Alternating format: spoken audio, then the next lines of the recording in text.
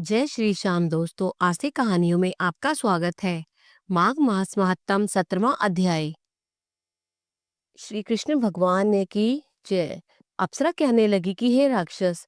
वह ब्राह्मण कहने लगा कि इंद्र इस प्रकार अपनी अमरावतीपुरी को गया। सो हे कल्याणी, तुम भी देवताओं से सेवा किए जाने वाले प्रयाग में माघ मास में स्नान करने से निष्पाप होकर स्वर्ग में जाओगी। सो मैंने उस ब्राह्मण के यह वचन सुनकर उसके पैरों में पढ़कर प्रणाम किया और घर में आकर सब भाई बांधव नौकर चाकर धनादि त्याग कर शरीर को नष्ट होने वाली वस्तु समझकर घर से निकली और माघ में गंगा यमुना और संगम पर जाकर स्नान किया। सो हे निशाचर, 3 दिन के स्नान से मेरे सब पाप नष्ट हो गए और 27 दिन के पुण्य से मैं देवता हो गई और पार्वती जी की सखी होकर सुख से निवास करती हूँ। इसलिए मैं प्रयाग के महात्म को याद करके सब देवताओं के सहित माघ में प्रयाग स्नान करती हूँ। सो मैंने अपना यह सब वृत्तांत तुमसे कहा। तुम भी इस योनि में पढ़ने और ऐसे कुरूप होने का सब कारण कहो।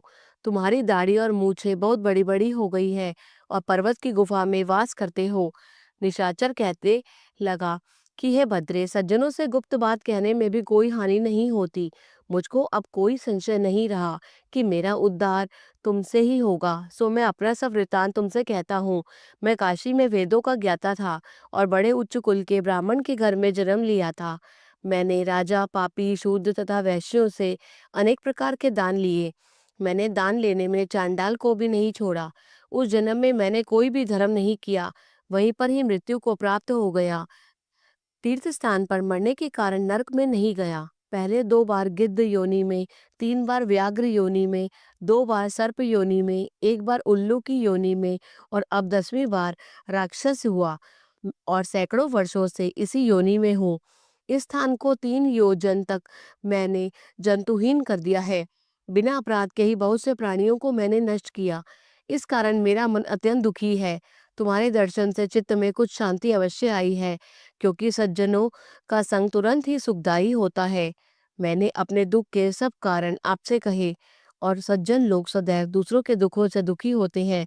अब ये बताओ कि इस दुख के रूपी समुद्र को कैसे पार कर सकता हूँ।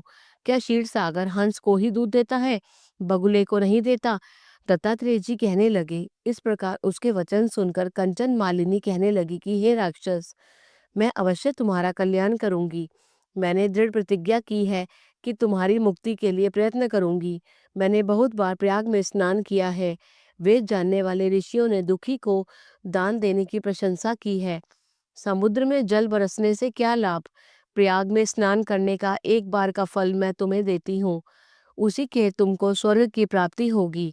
उसके फल का अनुभव मैं कर चुकी हूँ। तब उस अप्सरा ने अपने गीले वस्त्र का जल निचोड़कर जल को हाथ में लेकर माघ स्नान के फल को उस राक्षस को अर्पण कर दिया। उसी समय पुण्य प्राप्त वह राक्षसी शरीर को छोड़कर तेजमय सूर्य सदृश देवता रूप हो गया।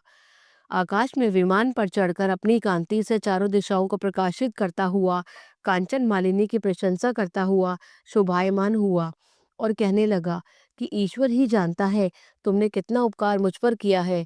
अब भी कृपया करके कुछ शिक्षा दो, जिससे मैं भी कभी पाप ना करूं। अब मैं तुम्हारी आज्ञा पाकर स्वर्ग में जाऊंगा। तब कांचन मालिनी ने कहा कि सदैव धर्म की सेवा करो, काम रूपी शत्रु को जीतो, दूसरे के गुण तथा दोषों का वर्णन मत करो, शिव और वासुदेव का पूजन करो, इस देह का मोह मत करो, पत्नी पुत्र धनादि की ममता त्यागो, सत्य बोलो, वैराग्य भाव धारण कर योगी बनो। मैंने तुमसे यह धर्म के लक्षण कहे। अब तुम देवता रूपी होकर शीघ्र ही स्वर्ग को जाओ।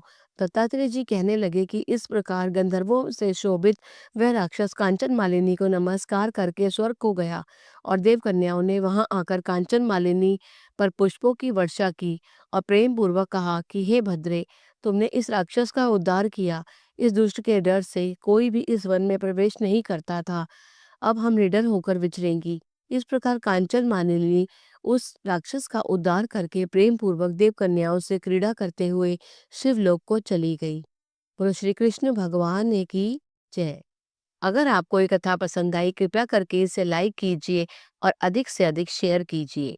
जय श्री श्याम।